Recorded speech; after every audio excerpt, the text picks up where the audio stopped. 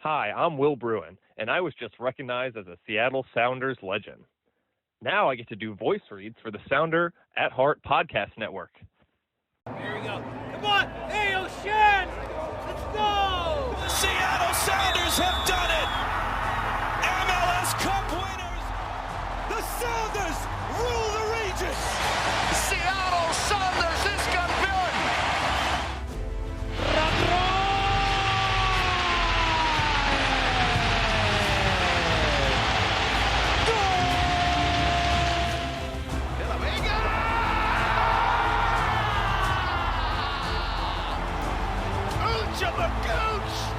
All creatures great and small. Rothrock going to collect it. He does just about. Runs into the advertising awning. Low to our left. Ball goes in. Oh, what a cross! And what a goal! Where's my copy? I got a bunch of them in the car. I'll get you some. You're handing them out for free already. How many cost on them? $50. I'll Venmo you.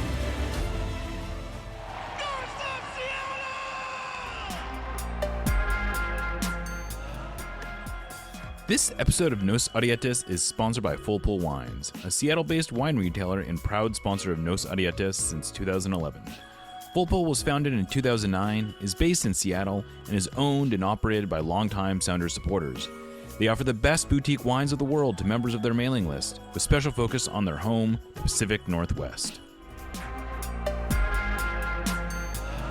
Welcome back to another episode of Nos Arietes on the Sounder at Heart Podcast Network. It is Friday, and I am joined, as always, by my co-host, Niko Moreno.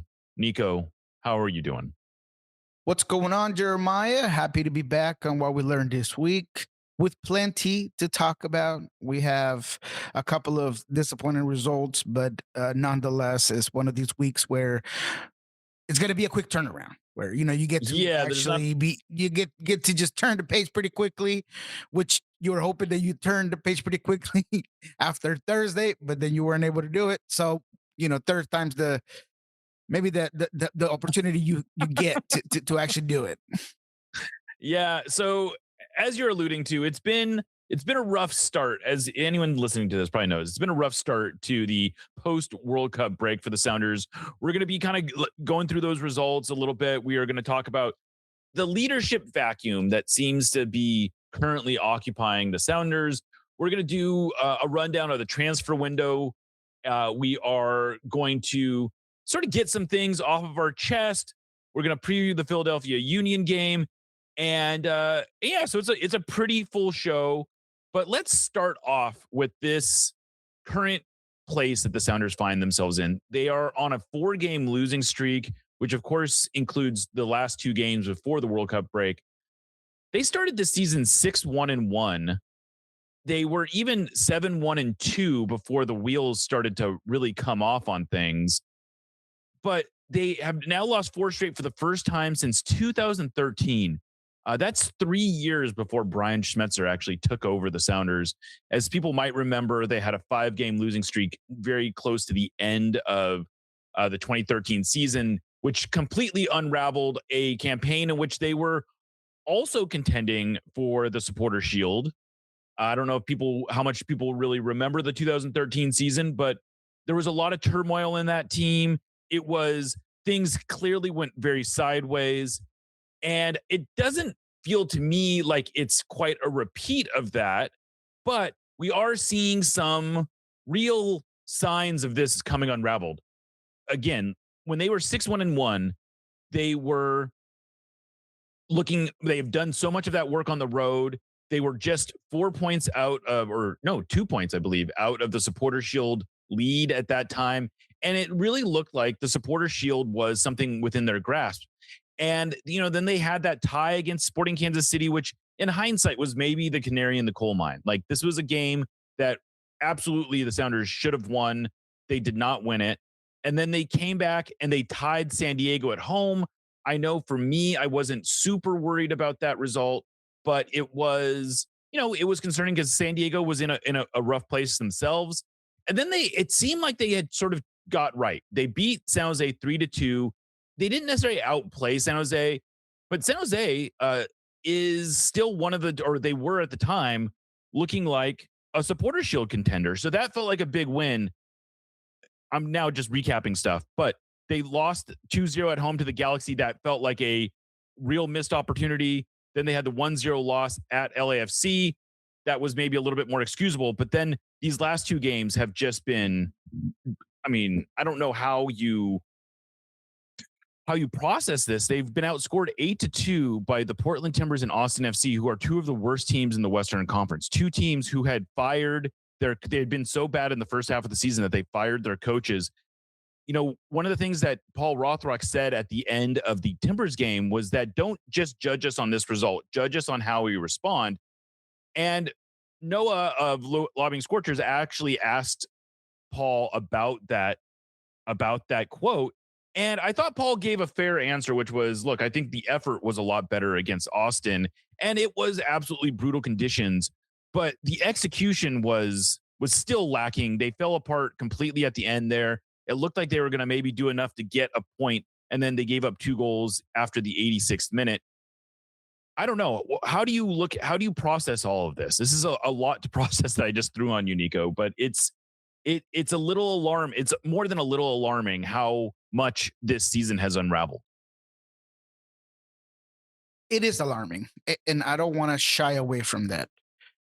There's part of me that likes to rationalize the fact that essentially, if we add, Pedro and a couple of the other injuries, I mean, this team has 6 essentially starters that are not playing right now for, whatever reason, each independent reason. But when you've given up, 13 goals in the last 5 games, when you are now on what almost feels like a free fall, and there's compounded problems like Jackson Reagan's red card that I'm sure we'll talk about. Yeah. Going into a game and a venue in Philadelphia where you haven't been successful at, where that team is coming off of a win, it does start to create panic to a certain degree because, as you mentioned, and as we mentioned after the Portland game, there was a universe, there was a possibility that this thing could go completely sideways. And that's the way it feels like right now.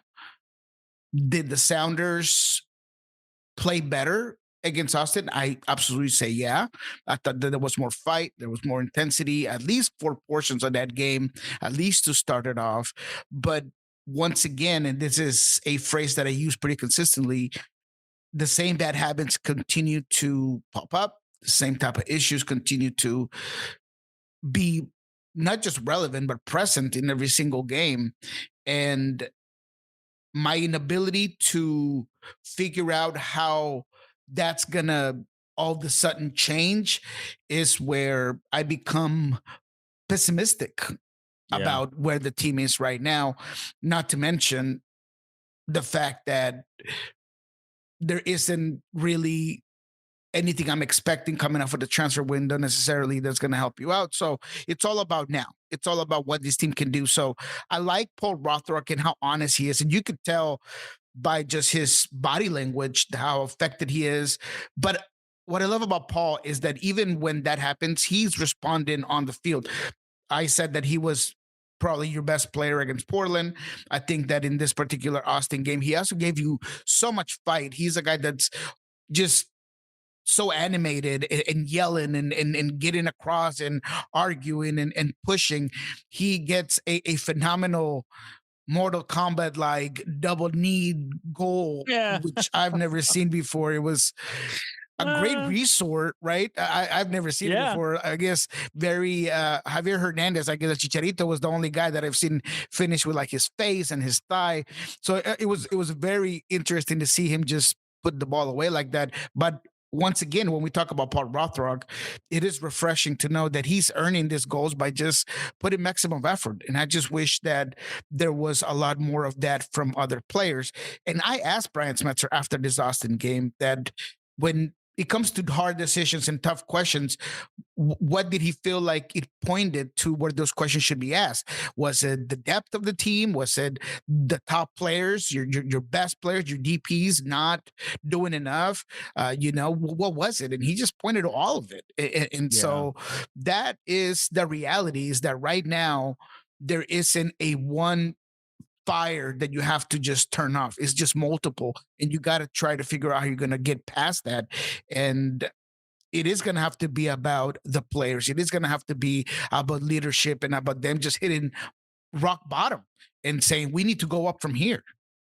Yeah, I mean, I guess you can argue that Portland was maybe rock bottom and that this was a slight improvement in terms of, look, it was a tough ask. Like, I think on paper this game maybe looked a little easier. And if this is a team that had a lot of spirit in it, if this was a team that was flying, it would be a game that you would expect them to win. But coming off of a 5-1 loss to Portland, missing as many players as they did, the conditions really did set up poorly for the Sounders.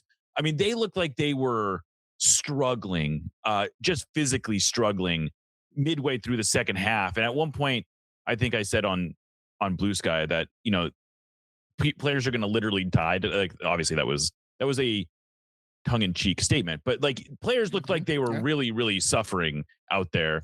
And so in some ways, I guess it was good to see them sort of fight through to get as deep into that game as they were. And there were times in the second half where, up until the goal, I thought they looked like marginally the better team. They looked like they might be the team that grabs the goal. I definitely figured that a point was going to be an acceptable result, all things considered, even though it's not the result they need to turn things around. But, I thought Albert had a pretty good look at that shot where Stuver made a save over the bar that came right before the goal, I think. And so there were some positive signs, but overall, it does feel like this is a team that is spiraling, that doesn't have an obvious way out, because there's not, I guess you can say, well, Christian Roldan's going to come back eventually. And it is still early enough in the season. Like, look, the season is still not amazingly halfway over. They've only played 15 games. So they have 19 games left to play. I think they can put like I wrote about this in my column this week, is that the supporter shield is no longer a thing they are talking about. It is no longer a thing that is a realistic goal, obviously. And that the playoff line is looking a lot closer than it should. I think they are only 4 points ahead of the playoff line right now. And just making the playoffs is never considered a successful season for the Sounders. So I guess what I'm saying is, like, there is time to sort of revive the season to some capacity, but it doesn't feel like the cavalry is sort of just waiting on the hill. And the guys that are here are going to really have to figure it out, at least through the Timbers game, if not beyond that. Yeah. And so I agree with a lot of what you said. And I think that there were glimpses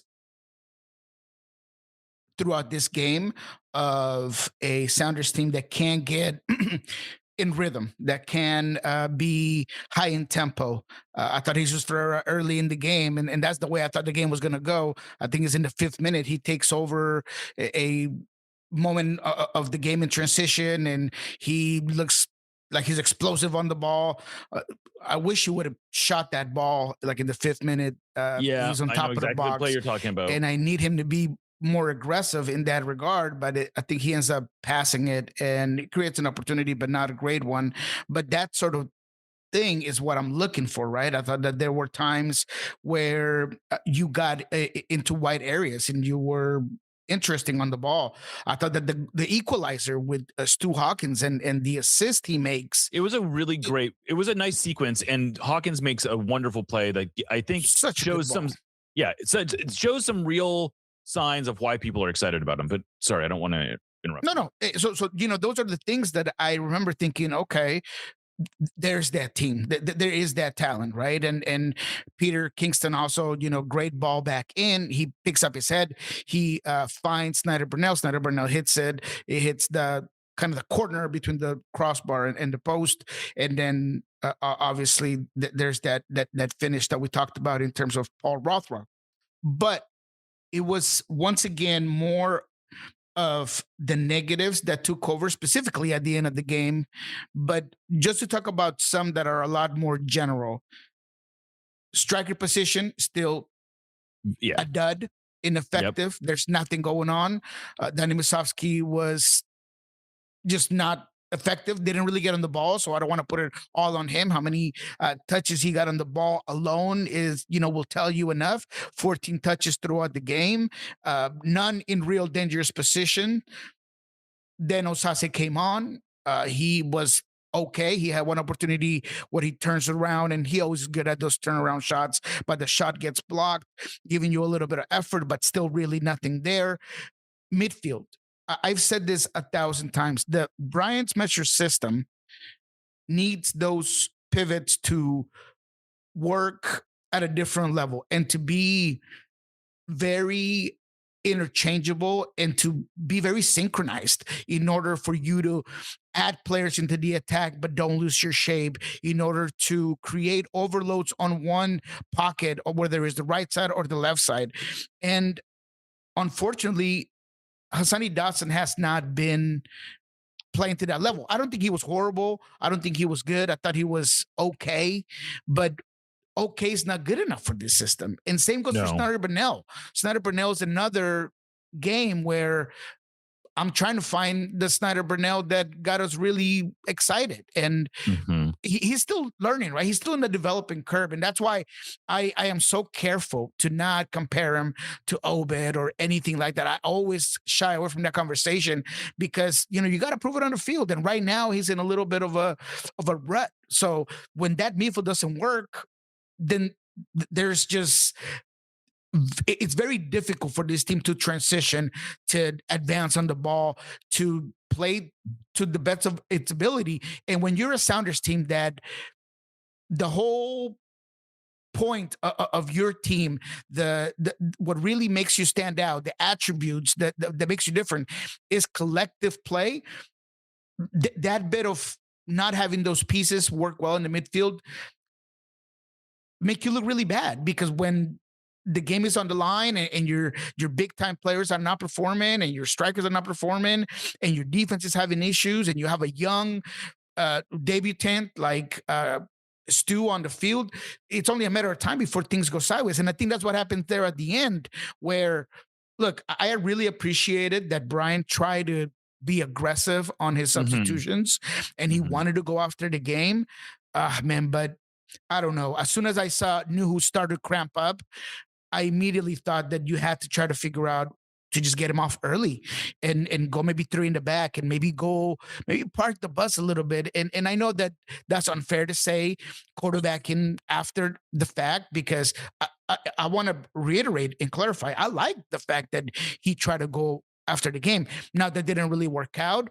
Is that because of the depth? Perhaps. Is that because Paul Arriola came in and had a terrible turnover, just passing the ball negligently in the middle of the field right across the top of the box? Maybe. But that's just the way the game went. But the one thing, and just to conclude my point, that was once again a problem was just transition moments on defense, bad turnovers that have happened consistently, inability to control possession. There was no point in this game where long spells of possession, well, not no point, but for the majority of this game, there were no long possession stands from this team that were productive on the ball. And especially at the end, when you want to try to game it, I thought that Andrew Thomas a couple of times just on sloppy giveaways. Like, you're the quarterback from the back. You should be doing better with those situations. Sit on the ball a little bit.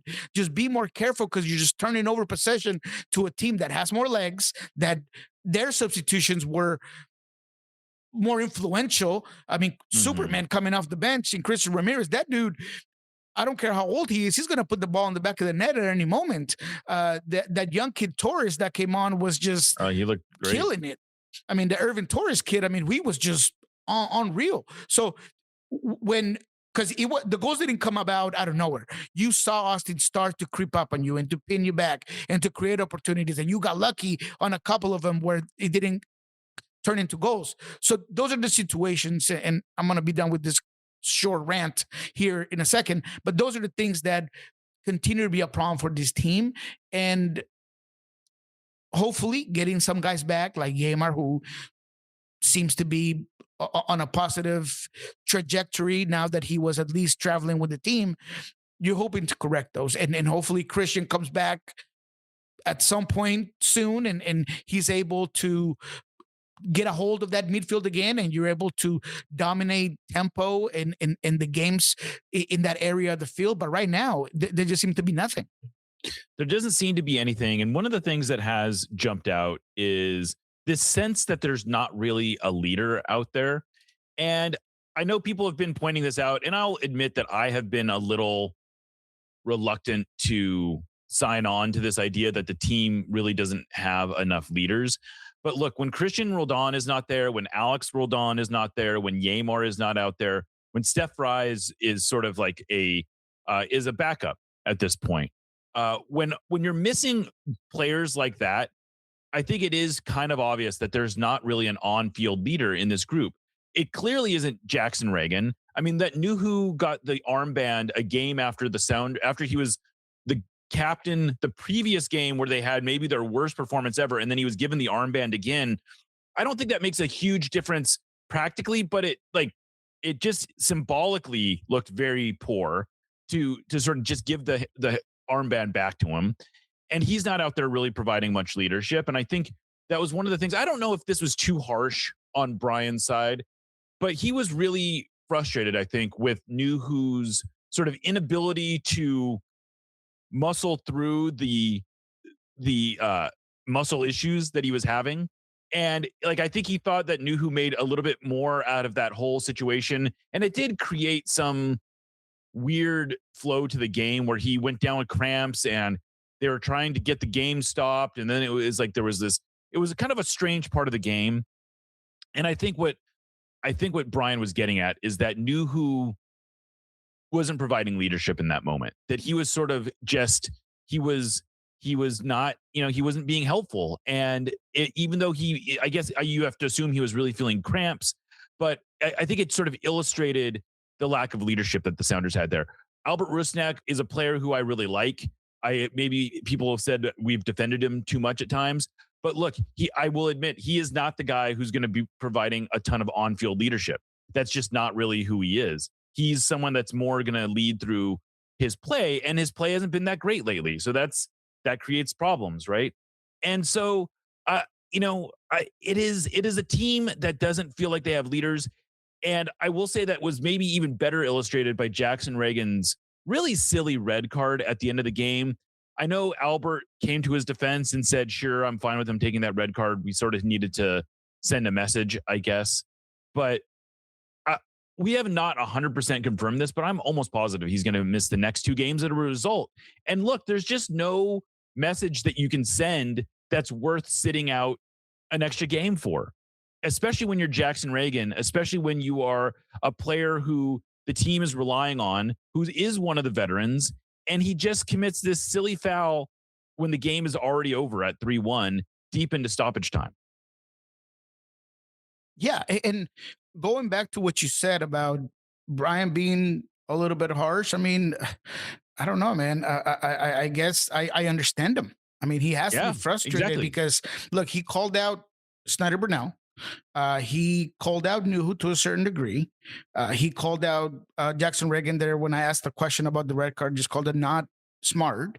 Yes. And the reality is that that's what happened, man. And he goes back to leadership. Yes. This team went from having a Dempsey, Ozzy Alonso, and a JP, and all of these players. Christian, obviously, every time that he's on the field, but right now there's just none of that. There's just nobody. And I think he talked about Yamar providing some of the leadership, and Stephen Fried, obviously, which I thought was notable that he identified two players who were not in this game as guys who were providing leadership. Yeah, and those guys are always going to be leaders. Steph, I see it on the training ground. I mean, the guy's just a born leader, and Yamar, it's I don't know, ironic as it is because his English is not the greatest. Still, I was rewatching the game this morning, and he, in every single of the water breaks, he is in there and talking to guys and talking to Stu and talking to Paul Rothrock for some reason as well. I don't know if he saw something there on the field. I don't know, but those sort of situations are important, and you do need those leaders on the field. So, is that part of this free fall that we've seen? Perhaps you're going to get those guys back, but there just needs to be more accountability from the players. And I understand that we're always gonna, and look, me more than anyone have criticized Brian Smetzer at one point. We've criticized the front office, but I always do tend to come back to saying, look, at some point you got to criticize the players, and they have to play better. And is there a connection? Sure. I'm at this particular moment, I'm not gonna go ahead and say that the players are, upset with Brian, or they're not playing it to their best of abilities because of Brian, because that is a narrative that's out there right now. But I just think it goes back more to them. I mean, look, I saw Jesus Ferreira get upset a couple of times because, look, Snyder Burnell, at right before the end of the first half, Snyder Burnell takes a low percentage shot from top of the 18. He could have passed it to him on the right side. There's like three other opportunities where there's discord in the first goal where it's a regular corner kick that out of all people, and he's my guy. I really do like him. But Ilya Sanchez should not necessarily be beating you to a header in the way that he did. And then there's like this argument between Jackson and New. So there is some miscommunications and things. I just don't know what happened after the break where this team is just not as connected. And I think that all of it has to do with the poor performances that we've seen. Yeah, I, speaking of dumb shots, the one that killed me was Jackson Reagan lining one up from like 40 yards out. It was really weird about that. I was during a rare spell of good possession from the Sounders, and then for some reason he just decides to step into one from, like I said, like 35, 40 yards, like kind of just a wild shot, especially from a player who does not usually shoot. Yeah, so, or certainly with his feet. And you could argue maybe he should shoot more, but that's not the shot that we want to see him take. I'm not sure ever when a center back lines one up like that. I'm never always a little confused as to what is going through their head, but you can always see it coming from a mile away. And anyway, that's a little beside the point. The point is that this is a team that looks rudderless right now, that looks like they don't have any leaders, that doesn't have any goal scorers. If Paul Rothrock is the leading goal scorer, that's, I suppose, a credit to Paul, but that's not an ideal situation.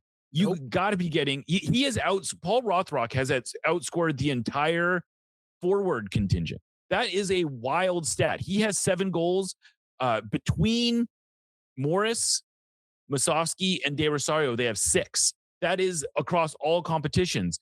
The Sounders still do not have a goal from a starting number 9 in any game this year.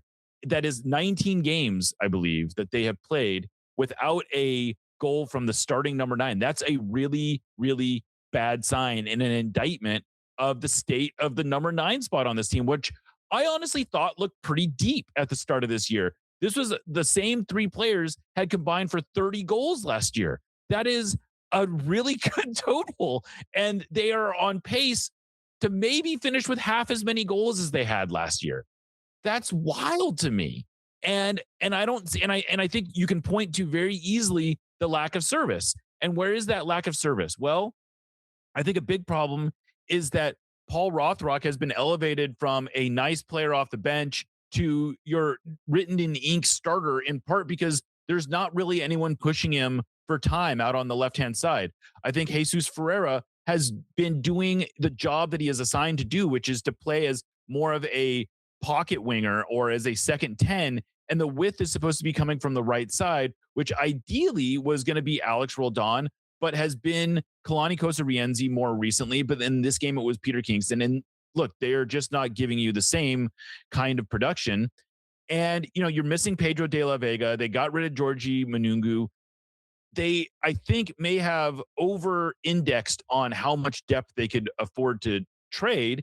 And this is where they're left with, where they are looking really thin in attacking spots. No one is really producing. And I don't know where the goals are going to come from other than, Rothrock scrapping one out every now and then. Maybe you can get Osaze de Rosario, I think to me, looks like the player who is the most promising at the number 9, but he is not, to me, a every game starter. So I don't know what the solution is in the short term. No, in the short term, to me, and I know I'm going to get a lot of comments that I hate Danny. That's not the case, but look, Osas is the younger. He hasn't been good. Musovski hasn't been good. Danny hasn't been good. And look, anyone who thought that Danny was going to be anywhere close to the amount of goals that he had last season, I mean, I have this pet rock I want to sell you, but the reality, and if you're not naive, was that he was going to have, at least a downgrade of a year to the half of it. Now it's been more than that.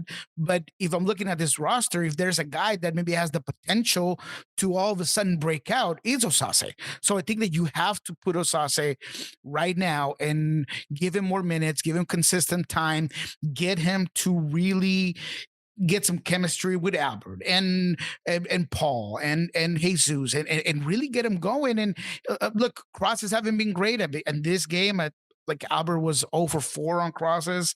I don't even know if Jesus had any crosses, but there wasn't a lot of great services in. But maybe, and coming of the terrible game that he came on as a substitution, but I think Paul Arriola is a guy that maybe you need to include in there, because Paul Arriola, if anything, has a very educated foot. He has a very good way about services into the box. He's very smart when it comes to just reading passing angles and things of that nature. He knows when to pass it early. He knows when to cross it deep in the line. So I don't know. You just got to shift things around so they work a little bit better. It does seem like you need to change things. You can't just keep rolling out. And I was a little disappointed, I'll be honest, with the lineup that Schmetzer put out, because the changes that he made, I thought, look, the changes he made worked okay. Peter Kingston, I thought, was fine. Stu Hawkins was fine. I don't necessarily blame him for putting those players in, but I just thought that this was a game where you could have used more change. And maybe that meant putting Paul Arriola in somewhere. Maybe that meant moving Peter Kingston into the central midfield instead of putting him on the right. Like, I like that. I think what you could have potentially done is put Paul Arriola as your right back and put Peter Kingston as a center mid for, frankly, either Dotson or Brunel, because neither one of them were great. And I think, like, the thing with Dotson, people are all over him, and he as a max salary player, he has not been good enough. Let's just say it. Like, he has not been what the Sounders thought he was going to be. He has not been so atrocious that I don't have any hope that he will get better. The reality is he missed a lot of last year. He's still gaining sharpness. I think he'll get better, but he clearly is not ready to assume Christian Roldan's role as the starting number 6. He is a long way off from that. He is not doing nearly enough to connect. He is not doing it nearly enough in defense. The Sounders don't have a lot of good options right now. We're grasping at straws. They desperately need Christian Roldan to get back. They desperately need Alex Roldan to get back. I would hope that at least on the other side of the League's Cup that we will have something closer to a full roster. Of course, by that time, the transfer window will be getting close to closing, and we'll, hopefully have some reinforcements. But the short-term prospects of this thing are bleak. And I don't want to pretend as if they're not, because there is a real possibility that this season could go sideways. And it's just sort of amazing to me that we're even talking about this, given the way that the season started, how high the vibes were. And I suppose this is maybe a good time to transition into talking about the transfer window, where we keep getting, I want to say, I don't know, I've been getting, I feel like, mixed messages about what the intention is here. Because on one hand, I think there was a what's the right way of putting it? I think that they were not approaching this transfer window at the start of the season as if they absolutely had to do something. I think they wanted to do something. They always want to do something in the transfer window. But it really wasn't until the last week or two that I got the sense that doing something this summer was of utmost importance. And we'll see if anything actually gets done. But I don't think they came out of the first half of the season saying we got to make sure we have reinforcements ready to go at the end of the World Cup break. Like, I think we can easily say that, right? Yes, I would agree. I mean, and to be fair to the team, and fair is probably a bad word to use in today's present and what we're currently living, and how irate and frustrated the fan base is. But at the time, this team was coming from their best offensive season ever.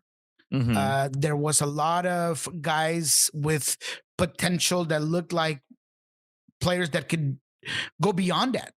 Yeah. And so this was going to be an assessment time, right? And I called that, I said that same word 1,000 times during our shows, and I said that the checkpoint was going to be this summer window, and that's why you're right. It's not like they were looking at this thing like we have to do something. They were going to look and assess and see where things were at and where Jordan was at, and was Pedro making any real strives to get back really soon, and what you got out of Peter Kingston, and was Snyder Burnell gonna be the guy that was your new breakout player? You were looking at perhaps the center backs being one of the best duos in MLS once again. You were hoping that you were going to get at least close to those 30 goals out of your forward committee or striker committee. You were hoping that Jesus Ferreira was going to continue to be on the path of a guy that got you a Leagues Cup championship, and that played the most minutes of any player last season. And a lot of those things did not come to fruition. So no, I think a month ago, they started figuring out, man, we really need to do something about the 9 position. We have to try to figure out perhaps another center midfielder that we can look at, a true 6 or something along those lines. Now, the team did make their own bets, so now they got to sleep in it, right? And I'm not going to shy away from that. You moved away from Georgie Manungu, you moved away from Reed Baker-Whiten, you moved away from Danny Leyva. You had all of these players, and I think Danny Leyva, ironically, I'll say that because I know a lot of people didn't believe in him. I did, but he's probably the guy that's looked the best in Mexico. I mean, the dude has been absolutely killing it down there. So when that happens, now you have to realize, hey, we shipped some guys, so now we definitely got to bring some pieces in. And I think that's why now, all of a sudden, to your point, there is an urgency. There is oh my goodness, we need to do something. But if there was a fire under the front office's butt, the lighting fluid was just the last 2 results. And now it's like, man, we got to get everybody on board to try to figure out how to make this team better. And I hope that's the case. And I hope that there is that hypothetical fire that I'm over here painting you, because that's the way I feel. That's what I kind of hear and see. Right. And obviously there is some urgency, but now I'm hoping that they do have the budget to make it happen. That's really where I said this on Fox 13, I think on Monday, where I was like, my confidence drops. Like, I know that Craig is looking in the right places. I know that the scouting department is looking at the right guys, but my confidence drops when it comes to, can the Sounders compete in the open market in MLS, which is a very competitive market? That's where I don't know. Yeah. And I think one of the things that I've maybe underestimated is when Craig says he's not willing to sign a guy who's just going to compete for a roster spot, and that he wants to sign someone who is going to be a starter, what he's really saying is to me, that's more of a message to ownership, saying, you guys got to give me enough of a budget to go out and get a starter. Because anyone can look around the league and say, there are lots of players who seem to be in our budget who could help this team in one way or another. What Craig is saying is you need to give me enough money to go out and find a starter. Now, that bar for what that might be seems to have dropped a little bit because they need more help. But I do think that the biggest disconnect right now in terms of what the Sounders transfer strategy is with the budget. Like, I don't know that they are getting enough money to go out and get real difference makers. And I'm not holding out any hope that they are somehow going to figure out how to open up a DP spot and sign a new DP, at least not this summer.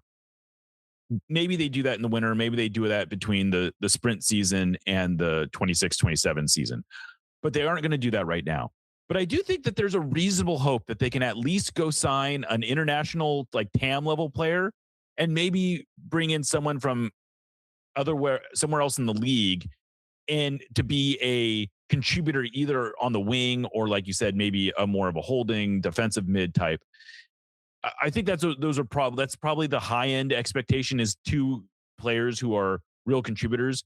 Maybe one of them is a U22. I don't know. The Sounders don't seem to be super enamored with using the U22, in part because there's a lot of busts at the U22, especially at the price range that the Sounders seem to be shopping in. Like, if you're only paying $1 or $2 million in transfer fees for a U22, look, you're going to end up with a Leo Chu type. That's the reality. That's what that gets you.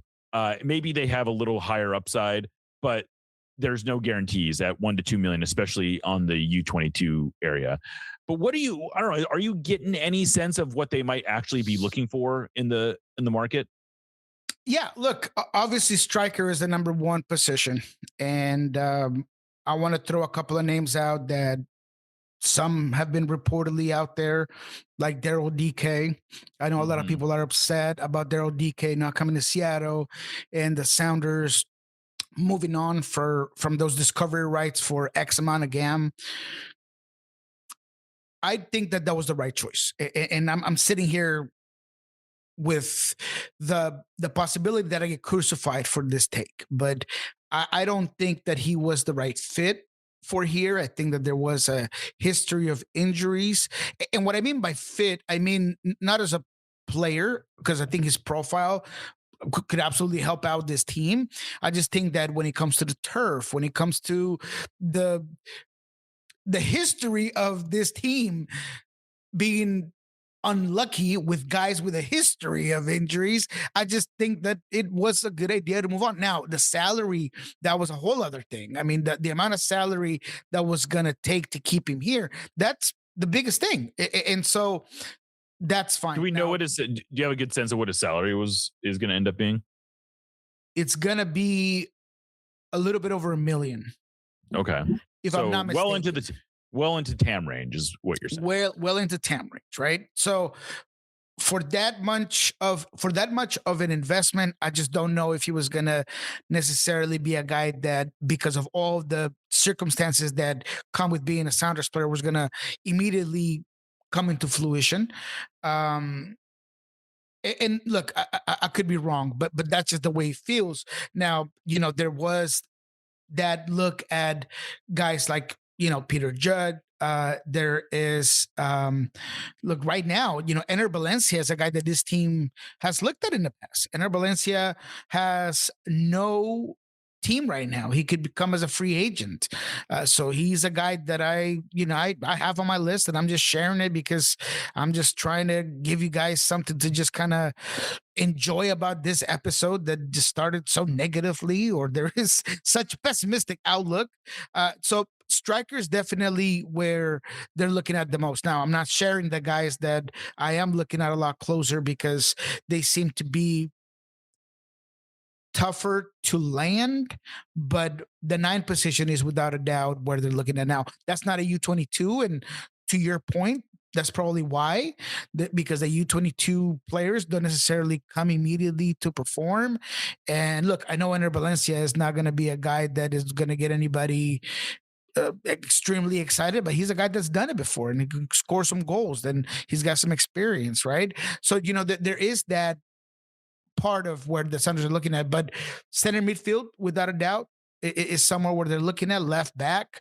I mean, right now, with how much you're asking your fullbacks to do, because essentially when you're in possession, you're They're your playing with winger. three in the back, and all of the width comes out through your fullbacks or your wingbacks. Essentially, there is looks there, but to me, if this team could have it their way, I think that they would bring in three players. Now, I think that the reality is more two. I have said this for a very long time. I think one is where I would place my bet that they're at least going to bring one player to come and help out. Um, but the budget continued to be the problem. And let me take 2 more minutes to just rant about this.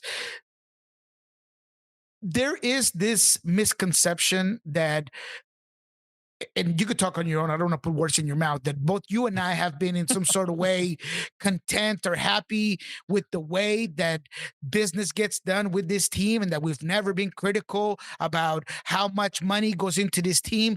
And that's absolutely false. Both you and I have said, look, this team has a fundamental edge on any other team, which is that they have an academy that provides a sustainable pipeline to produce players into your first team, but you need to add resources. I've asked for a U22 for the longest time. Last season, when the summer window came about, you asked questions to Craig about that U22 position. You asked Craig questions about where the things were coming up and why players were not signed. I myself said, look, before that, way before that, I asked Craig Weibel myself. I said, Craig, in a salary cap league, it is not efficient or effective to have a DP level player like Raul Ruiz sitting on your bench doing absolutely nothing for you when you know that he's not really going to play, because I think we all knew that Brian Smetzer was not going to play him anymore. And so in reality, both you and I during our podcast and say, look, if you're a serious team with some serious money, you should buy him out because he's ready to walk. But that's not the Sounders' MO. That is not the Sounders' MO. They're not going to pay a player to walk away. There was a trade on the table, ready to go, ready for a signature for Raul Ruiz to go to New England.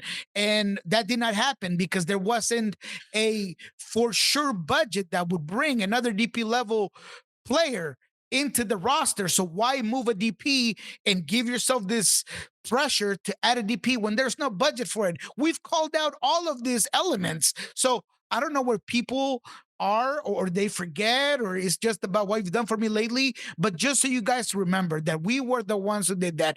Everyone who's right now calling for Brian Smetzer's head, which actually right now I don't agree with. I don't agree with it. But I was the first one when Nico Lodero was still here. The reason why Brian hates me, and we got into it, and this whole debacle happened about him just coming at me at all the press conference, happened because I was calling for his job, where I was asking about him being on the hot seat. I asked Adrian Hanauer about it. So let's just remember that both you and I have been very fair of this team, and it stays very consistent because we saw this coming to a certain degree.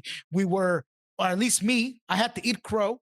I had to eat crow because Brian Smetzer reinvented himself, in my opinion, and changed things about himself, changed things about his press, changed things about the way he approached offense. He added players into the attack, and he had the best goal scoring season of any Sounder season ever. So I had to eat crow and say, hey, I was wrong. Brian figured it out. And now all of a sudden, when things are going south, then all of a sudden you guys are just brilliant because you guys are asking for his head. I just, because you asked for his head 5 years ago. I needed to get that out just because I hear it, I see it, and I just needed to get it out. Yeah, I mean, I think one of the nice things, not to turn this into a meta conversation about commentary, but I do think one of the things that drives me a little crazy is people say the sky is falling, the sky doesn't fall, and then when there is finally something bad is happening, they come back around and say, like, see, I told you it was going to happen. It's like, well, yeah, that's how these things work. At the time, things were going pretty good.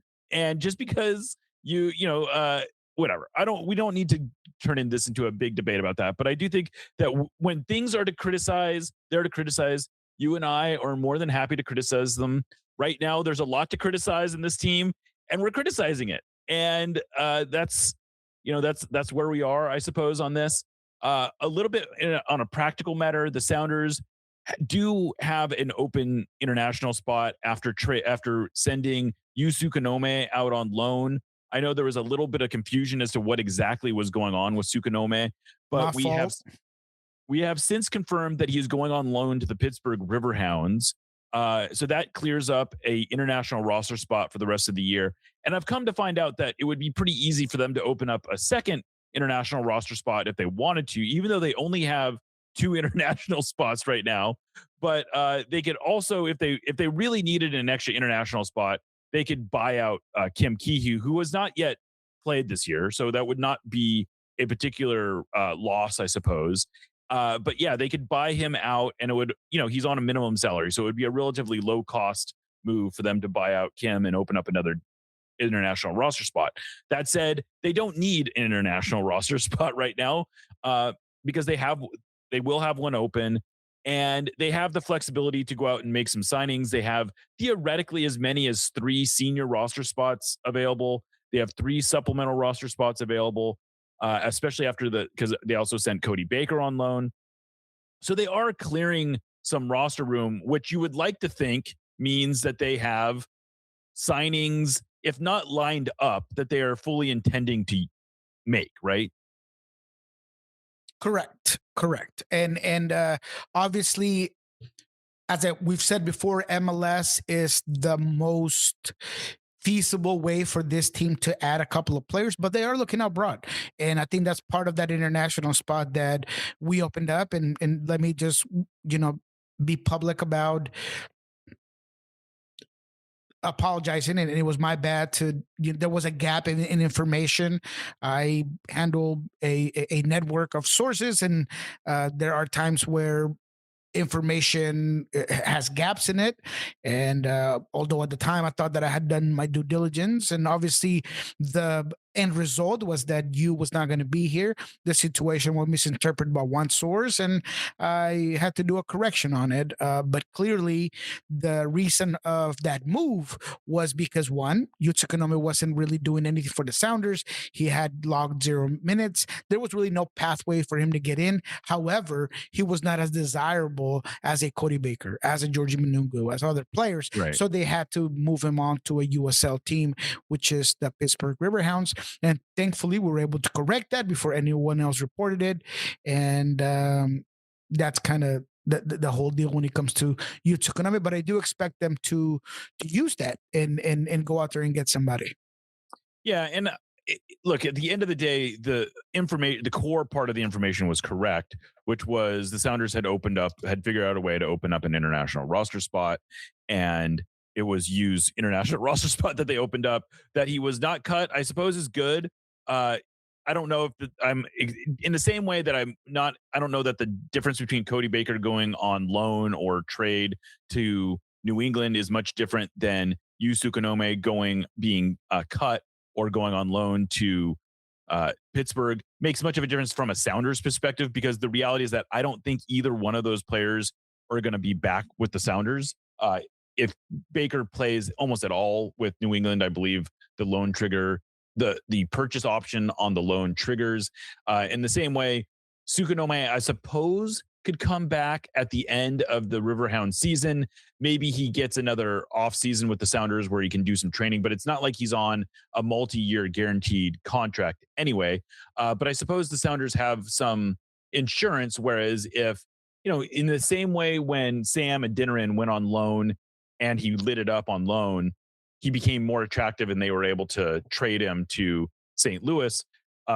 In the same vein, if Yu Sukanome goes to Pittsburgh, lights it up there might be some suitors who would be willing to pay the Sounders some nominal fee to get Sukanome. So it gives them a little bit more of an out. And I'm not even going to judge Sukanome on whether or not he was I know there was, I get frustrated when people act like he should be playing. Look, the Sounders the Sounders have watched him up close for a long time now. And on some level, I think you just have to trust Brian Schmetzer that he had made a decision that he wasn't going to play Sukunome. And I suppose you could say he made the same decision on Adeniran, and that didn't really pan out. But I think from the front office perspective, your hands are sort of tied. Like if your coach isn't going to play somebody, you owe it to that player to move them along. And the reality is that Brian makes that decision. He doesn't see a way that Sukunome can help the Sounders. So I think it makes sense for the Sounders then to find a place where he can get some playing time. And you don't want to just stash a guy on the bench and not let him play. And that's a good way of doing business, Jeremiah. I think that it is something that this team hasn't done in the past. And it's, getting some positive results because look, at the end of the day, you're going to be able to get some money, additional money essentially for, let's say, a guy like Danny Leyva. Look, Danny Leyva has been a guy that right now, after you selling him, and obviously the Sounders kept the percentage for future moves, Pumas and other teams are looking at Danny Leyva right now because he's been so good, and Necaxa tends to be a cedar for the rest of the league. So if you're able to get him sold somewhere else, the Sounders will receive X amount of money. I think Georgie Manungu is another guy that you're betting on to continue to play well. And then you could do that rather than just having him here sitting down doing nothing. Now, in retrospect, and sitting here today, I could tell you that I kind of wish Danny was here and that Georgie perhaps would add a couple of things as well in the white areas. But the reality is that you kind of went with what you had and you're hoping that guys come back. And so to me, is a good way of doing business that if a player that you have invested in and is just sitting on your bench isn't really going to get any playtime, you move him on. And I think Yutsukunomi kind of falls under that same area, maybe in a lesser impactful way, but still, I think it's a good move. Yeah, I mean, it's a move that I think works out for both teams. The reality is that the Sounders can hopefully use an international roster spot. I mean, it is a little weird that the Sounders had two internationals on their roster right now, and both of them are occupying places on the are essentially minimum salary players who were not playing for one reason or another. That's not a particularly good use of international roster spots. Ideally, you want your internationals to be some of your top players. And these are players at the other end of the roster. So if you can reallocate those international roster spots to players who are much bigger contributors, that's a much more efficient use of that roster spot. And now the Sounders have the option to do that. So let's hope that they do. They have the resources, it seems, to make a couple signings, maybe not the signings that we all want, but there's bigger. And I think it's worth talking about also. The thing that has me worried about this roster is not so much the short term. Look, they may or may not figure out how to put a better team together this year. Maybe this ends up being a lost year. That would be horrible. It is what it is. Like I'm not trying to diminish that, but what really scares me beyond that is I am worried that they don't have the resources to replenish this roster when that's necessary, when they have open DP spots. Like, are they talking? It seems like right now the best argument for renewing or picking up Albert Rusnak's option is that he's here and it doesn't require you to do anything to acquire a new player. Are they willing to do it? Like, they really should not at this point be stuck on Jordan Morris if he is going to be constantly injured the way that it's starting to look like he maybe is. They also have a DP spot on Pedro de la Vega, another player who is hurt. Like, they are going to have to make some big decisions if they want to get serious about being contenders in the next era of MLS. And I think the thing that has me worried right now is that there's not a lot of assurances that they are going to do that. And I think that's what has me worried. I think that's what has a lot of fans worried, even if they don't articulate it exactly like that. That it's not that the current roster is what it is. We'll see what they can do with it. But if they can't upgrade their DPs, that's going to be a problem long term. Yeah, look, I said this going into this season. I thought that if healthy, this team could very well be third or fourth in the Western Conference. I Yep. still believe that that's an accurate statement. The reality is that they are not healthy right now. But in order for you to go beyond that and to make a run in the playoffs with a Western Conference that continues to get better is by putting some resources into it and moving things out. Now, we're not talking about getting a new DP immediately. I wish we were, but I don't think that's a reality. But next year, when you have to make the decision on Albert, I would hope that just because you don't have to go out there and pay a transfer fee and get somebody is not a reason to Right. keep Albert. Look, I really love what you and Aaron, to give him credit, he said something along the lines, you're going to know this better because you were there, but he said something about don't let oh my, I'm killing it now. But he said, don't be afraid don't let oh my goodness, I killed it. It's like something about don't let the enemy of good be the, yes, there it is. Yeah. I don't know let the enemy of being good be great, something like that. But whatever it was that he said, I love it. I love what he said because that's kind of what it feels like, where you're kind of afraid to make a move because you're doing all right, you're doing okay, but that's not what the fans want. So they want to take credit to Aaron. Check it out because he said it way better than me. But that's exactly what it is. But it does come back to the money, and that's where I said this on Thursday on Soccer Down Here. There is hope that Adrian gets an injection of capita. If they publicly went out looking for investors, I don't know if the new sale of the Seahawks could at some point influence this team when it comes to bringing in some more money. I personally don't blame Adrian for maybe not having the funds or the possibility to do things. Like, again, I don't know his finances, but the reality is that he doesn't have them. And so if he's looking for other investors, then maybe that's a way to help this team out, because the reality is that that's where you're falling behind.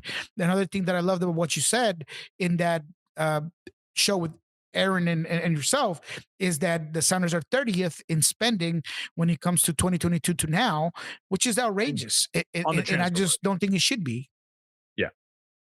Yeah, that's their 30th in transfer spending in the last since 2022, and they are 30th by a pretty healthy margin. It's not even particularly close. Like, this is the Sounders, more than any other team, have sort of put their flag on the mountain of we don't pay transfer fees, and I think that's a really dumb place to put your flag.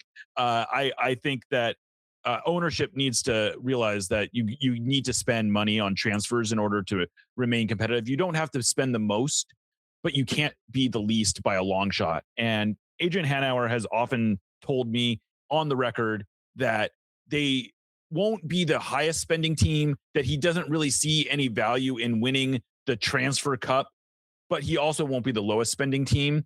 And unfortunately, they are getting a lot closer to being the lowest spending team right now than they are anywhere else. So that's going to have to change, I believe.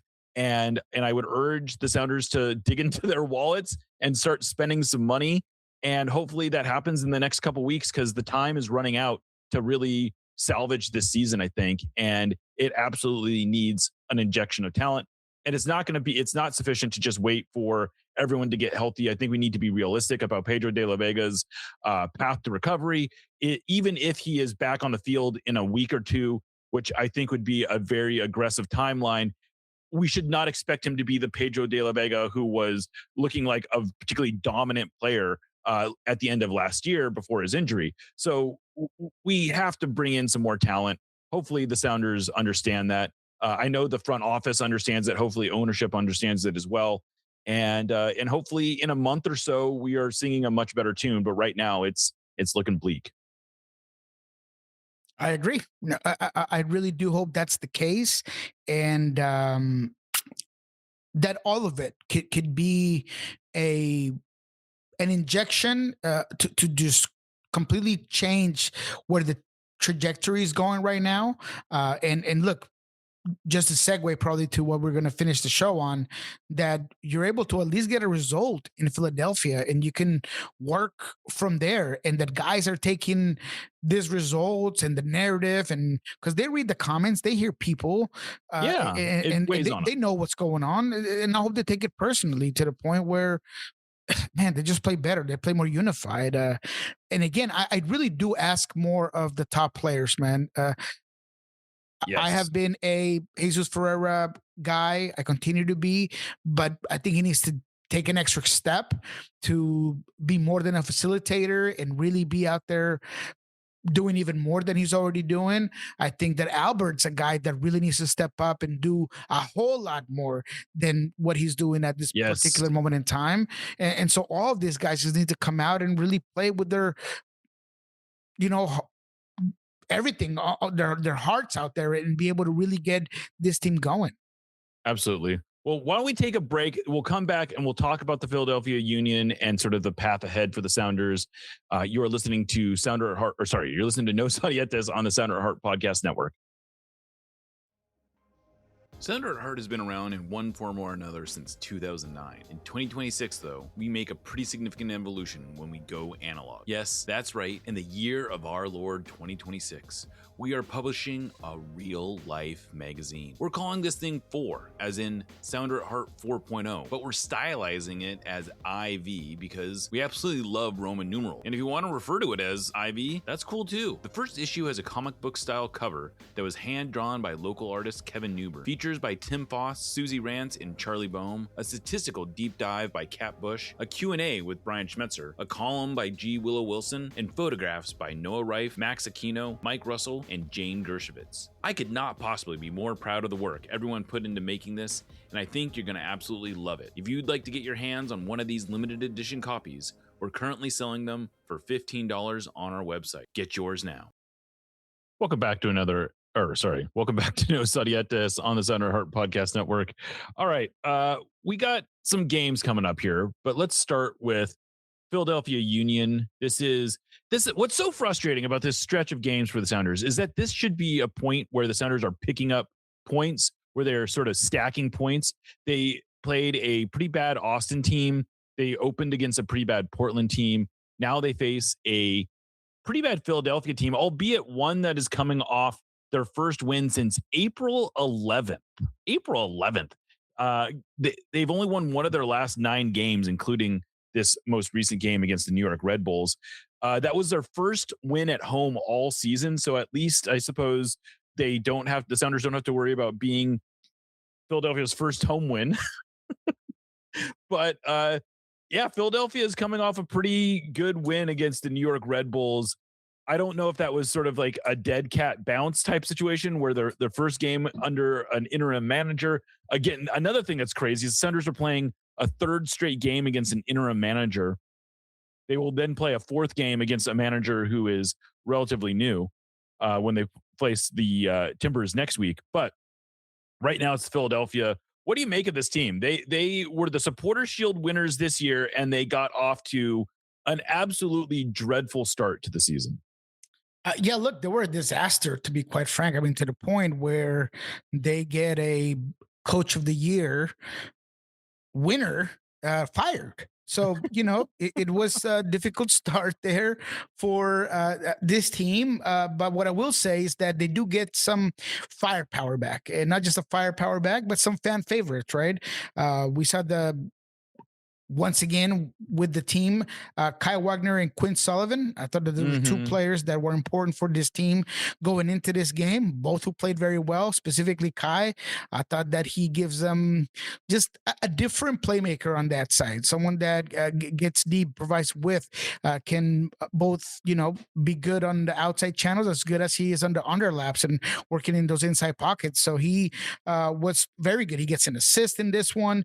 I just thought that there was a different feel to this team, which is unfortunately not good for the Sounders, because it wasn't just the win, but it was how it happened. I thought that they were dominant. I thought that Quinn Sullivan was very good. I thought Kevin Sullivan was dangerous, right? I thought that playing from that far side, he's also another guy that could be a reference inside the 18. He had a couple of really good looks. I thought that he was creative, incisive, and so man, it's really not great to see this Philadelphia team be as good in midfield as they were with I'm gonna kill this name, but Daniel Janjoquest in midfield. I thought he was the one who really moved the strings for this team. So they just look composed. They look like a team that understood what they wanted to do with the ball, and they really brought it upon the Red Bulls. I'm gonna guess it's Jacques is probably how you pronounce that. Jacques, there you go. Yeah, he's Haitian, and so it's probably a French pronunciation. So yeah, Daniel Jean-Jacques is who you're talking about. But yeah, they were dominant against the Red Bulls. To your point, they had 3.25 expected goals. That's a huge number. In case you don't understand what that, just know that that's a big number. They had 24 shots. They had 29 touches in the box. They put 9 shots on target. They were dominant. They looked really good, and that should be a little scary for the Sounders because the Sounders are not in a good place. And I suppose if you were to find any hope, if this is the way you were inclined to think about it, is I'm thinking about 2024 when the Sounders were off to one of their worst starts ever. I think it was actually their worst start ever. They only had 1 win in their first 9, I believe it was. And they were coming off of a 2-1 loss to DC United, who was not a very good team. That was the game Stefan Fry got red carded, in case you're kind of wondering. And they had a rescheduled game against the Philadelphia Union, the Union who had this, I think, a really long, actually, they had just ended a really long home unbeaten streak. And they were one of the top teams in the league at the time. The Sounders jumped out to a 3-0 lead, ended up winning that game 3-2. That was sort of Obed Vargas's breakout game. He scored his first, I think it was his first career goal for the Sounders. And that sort of kickstarted a turnaround that year. It was a bit of a slow build, but the Sounders ended up ending that season on a pretty good run. And so I don't know, maybe some sort of similar magic can be found on this, like in that game. Like the thing about that was it was a 2-game road trip where they went out to DC and they stayed overnight and they stayed the whole time, sort of like what they're doing now. But from a purely analytical perspective, this looks like a really tough time for the Sounders to be playing the Philadelphia Union. Man, I would agree. And I'm going to, because I was doing my homework for this show, I watched the game this morning, the entirety of this game. I have some notes with some parentheses of how that would apply to this Sounders game. And this is kind of what I came up with. Like, this team looked very good. And a lot of it has to do with having a very experienced, savvy attacker 9, specifically as Milanilovsky. I thought that his off the ball movement was very creative. It was just savvy. He just knew what he needed to do to get away from a young guy like Che. For the Red Bulls, he's one of the top prospects in MLS. And so when I look at my parentheses here, when you're going to possibly have Stu and Tony, oh my goodness, why is Tino Lopez? Tino Lopez being that center back duo, that's going to be something to look at, because I thought that he put they say keep your head in a swivel. He made that swivel go round and round again when he came to those center backs. I thought that Bruno Damian, the Uruguayan, Damiani was very good about attacking space. It's not like he was always on the ball, but he knew when to get wide to create openings for other players. He knew when to push. I thought that their pressing was pretty interesting.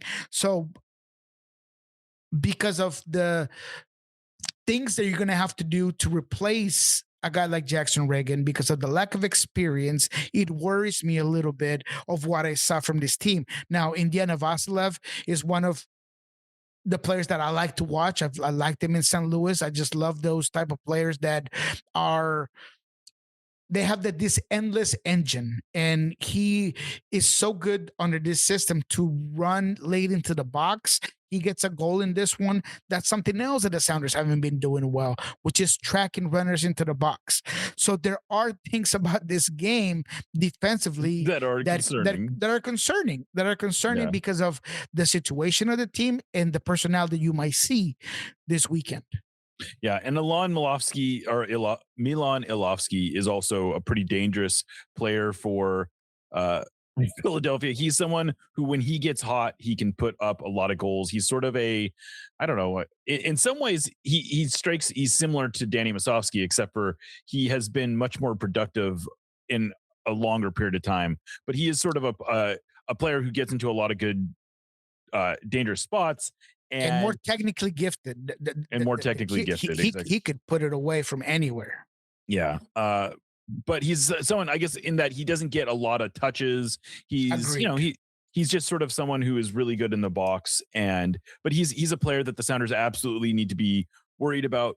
What lineup changes do you think we might be seeing for the Sounders? Obviously, you mentioned Tino Lopez for Jackson Reagan. It doesn't look like Yamar is going to be quite ready to certainly not start. We don't know if he will be able to play. I've heard that there's a chance that they might be able to get him ready in time for the Timbers game. But what other changes in this game do you think we should expect lineup-wise? Yeah, look, it's hard to say because obviously the team flew straight into Philadelphia for this game. I would think that Kalani Kosa-Rienzi starts this game. And I mean that because if there's a way that you can keep Kai Wagner from creeping up on you and being consistently on the forefront, is pinning him back. And I think that if there's anything that Kalani does well is getting on the front foot, being able to get farther out and into that end line, right? He does a very good job of giving you width. And as much like Peter Kingston and a lot of the attributes that he provides, I don't know, in this particular game, I'd like to see him more central. Maybe you move him in at playing center midfield. I don't know if I got the sense that maybe Brian Messer wants to reset a guy like Snyder Brunel. Maybe you sit him. Maybe you play Peter and Hassani Dotson, and you tell Hassani Dotson to just stay deeper and be more simplistic with his play and be more of a disruptor and just be more of a holding mid. I think without a doubt you're going to see Osase de Rosario up top. That's just my opinion. I thought that it would be crazy to me. It would be totally crazy to me if Osase doesn't start.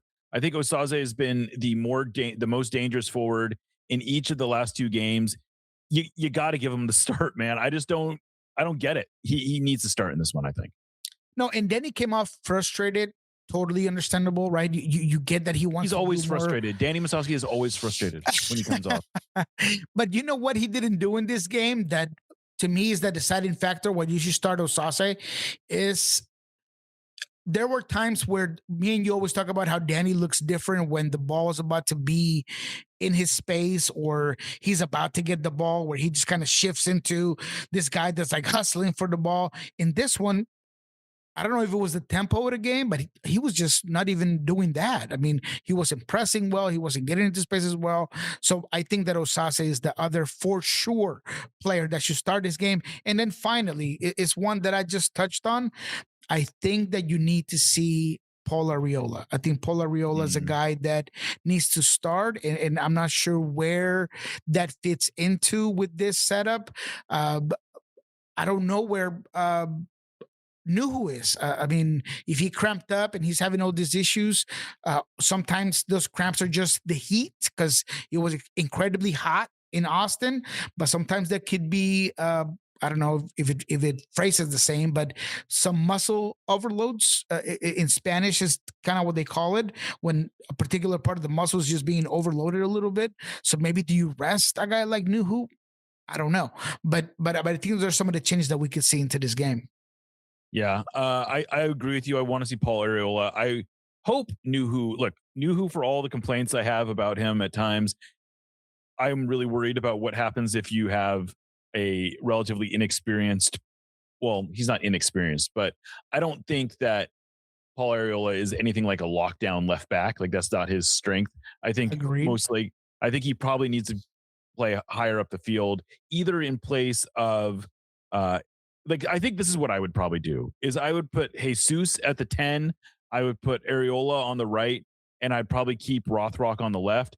And then I would see how it plays out, and then I would, potentially bring Rusnak in at halftime or something along those lines. But I do want to see Jesus, I think, at the 10. I want to see how that looks like. I realize that the Sounders are effectively playing with 2 10s for the most part. I don't know if they will, if that'll be altered at all in this game with, with the way that they are expecting. Like, I don't know if they'll be doing the 3-4 build up thing, the 3-2 what is it, the 3-2-4-1 build up thing that they do, but we'll see. I definitely am okay with making changes almost for the sake of changes at this point. I think you need to shake things up. And look, I know Areola made this, honestly, I don't know if it's an unforgivable mistake, but it is a mistake that you don't want to see a veteran making, where he gives the ball away in a center part of the park unnecessarily, and that leads to the game-winning goal for Austin last week. But look, I think that was more of an execution mistake where he was trying to put it off the defender, and the defender did a good job of jumping over it. But to me, the smart play is just to kick it down the field as far as you can and get it out of danger. We don't need to spend too much time rehashing that. But I want to see some changes for this game. I think that even if it is just for the sake of change, you really make it clear to guys that you need to do everything, that the coaches need to be doing everything possible to find a solution, because it's like we've said, it's really in danger of spiraling pretty badly. And they can't just sit around and wait and say, well, the XG said we were better than the result was. That's not going to cut it right now. That's the reality. No, you know what? And that might not be bad. I mean, look, if moving things around, I mean, I would not even mind seeing maybe you drop Albert back a line and you have him play next to Dotson, and then you move Paul Arriola maybe to the right, and have him play in that 3-man setup under Osase. So yeah, man, I definitely want to see something a little bit different in this one. You're looking to play a team that you can't necessarily sit on. You want to be able to dictate the tempo, even if it's in their court.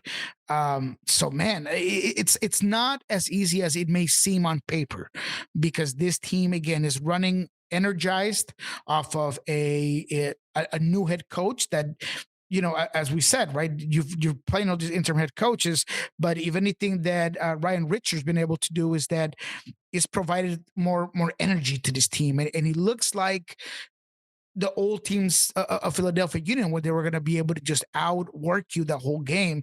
So maybe having some of these more producers would be interesting to have. But what I do know is that you don't want to go with the exact same lineup that you just had last week, or just a couple of days ago, because it's just not going to work out. You need to be able to see something else. You got to shake things up.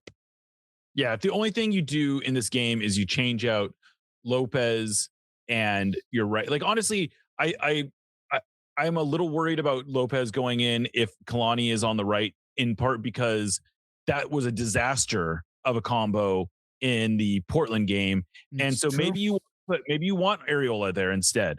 Like, maybe that's where it makes sense to put Areola. Mm-hmm. He can definitely play as sort of like that wing back type. That maybe makes more sense there. He's going to be a little better in possession than Kalani. I wouldn't mind seeing that one. And I don't necessarily put this like, I like Kalani as a player, but I think we have to realize that he's limited, and that especially when we don't have a solid D mid setup, when we don't have a top center back setup, you have to protect him a little bit. And I think that putting him out there with Tino Lopez is asking for trouble, because they really, really were a problem in the Timbers game in terms of their ability to build out and whatnot. So hopefully the Sounders are able to find some solutions. If they have, like Albert Rusnak said, if they have to win ugly, then so be it. They just need to figure out a way to get a result. And, and if they can get a result, maybe they can ride some momentum into Portland. If they can beat Portland, which, hey, Portland is not a great team. There's no reason they shouldn't feel like they can win that game. Maybe we can get some positive vibes going, but they need those desperately because it's been a theme on this show. I am really worried about this spiraling, and who knows where it ends when things start going crazy. People start losing jobs, players get cut, players get traded, and you hope that you don't do any, you don't end up with worse outcomes as a result of it. But that's probably a good place to call this. I think we cycled through our whole list, right, Nico? Yes, but you know what? Just to throw a wrench in your plan, I'm going to ask you this plain and simple because Okay. as much as I don't want to talk about it, it is something out there and I want to hear your take, then I'll give you mine. But do you think that if everything's the same and this team continues to have the same roster, is Brian Smetzer being let go the solution? Do you think that that's something that, that's the problem? When you look at this team, is Brian Smetzer the problem? I don't think Brian Schmetzer is the problem, and I'll tell you. Well, let me rephrase that. I don't know. The reality is that if you fire Brian Schmetzer, you are almost certainly going to replace him in the short term and maybe even the long term with someone else that's on staff. And so maybe that's Preki, maybe that's Freddie Juarez. Heck, maybe you get really lucky and you think bigger and you end up figuring out how to get Gonzalo Pineda back, or you figure out how to get Andy Rose back in here. These are all known quantities, and where we are right now, I don't think that firing Brian Schmetzer improves anything. I guess maybe this is a discussion where if they play 3 more games and they get smoked in the next 3 games, which is a definite possibility. Yes, it's a different conversation, right? But where we sit right now, I think it's, he's on the lukewarm seat, I'll say. I just don't see Adrian Hanauer firing Brian Schmetzer, and that's really who makes that call. It is not Craig Weibel. I think Craig is more likely to lose his job right now than Brian is, and that might be in the fan vote. It might be because because Adrian Hanauer gets frustrated with the whole situation. But I think if we're measuring what we think is going to happen, I think Brian's going to be around. If we're saying what should happen, oh, that's a tough one. I'm not ready to pull the ejector seat on Brian yet, but I think I'm reserving some judgment for a few weeks from now. How do you feel, Nico? Nope, I ditto.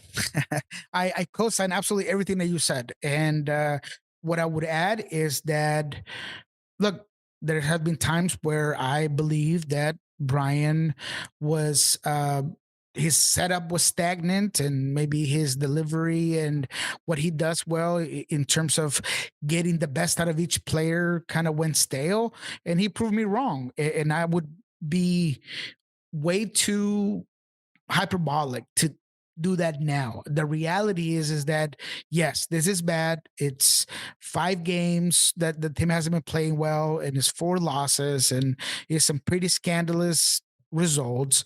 But I don't think that asking a coach that we can look in the roster and see the voids, we can see the injuries, and calling for his job is going to be an immediate solution. So I think that for right now, as you said, where we stand today, he continues to be the guy that I will stick with. That he is, if anything, someone that could rescue the season. He's done it before.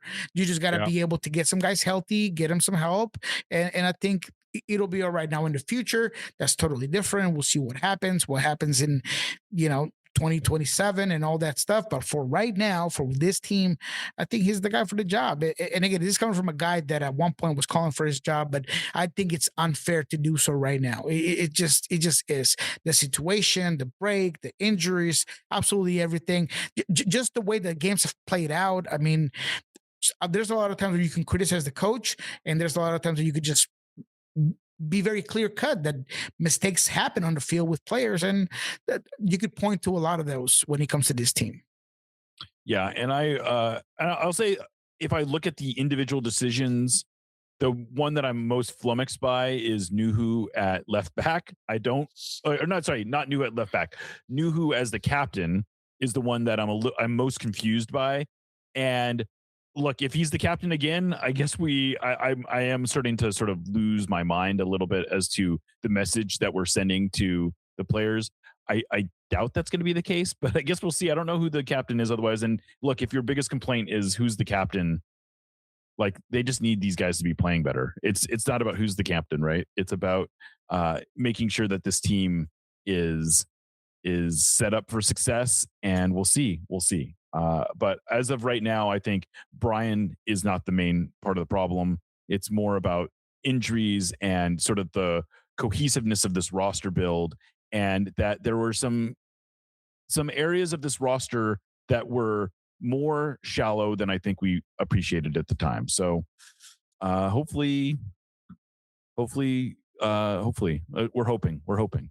But let's get out of here, I suppose. Niko, I appreciate you throwing that wrench in the mix here.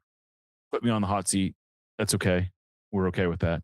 But thank you to all of you listeners for sticking with us. Thank you to our sponsor, Full Pull Wines. Thank you to our subscribers. And I just want to remind everyone that if you appreciate what Sounder at Heart is doing for the Sounders and Reign and Ballard FC and the local Seattle soccer scene, please consider becoming a subscriber to Sounder at Heart. Plans start as low as $30 a year. We are currently in our membership drive for 2026. So hopefully people are still interested in making sure that this operation is floating along. But with all that said, I am Jeremiah Shan signing off for Niko Moreno. This is No Sadietes, part of the Sounder at Heart Podcast Network, and we will catch you next time.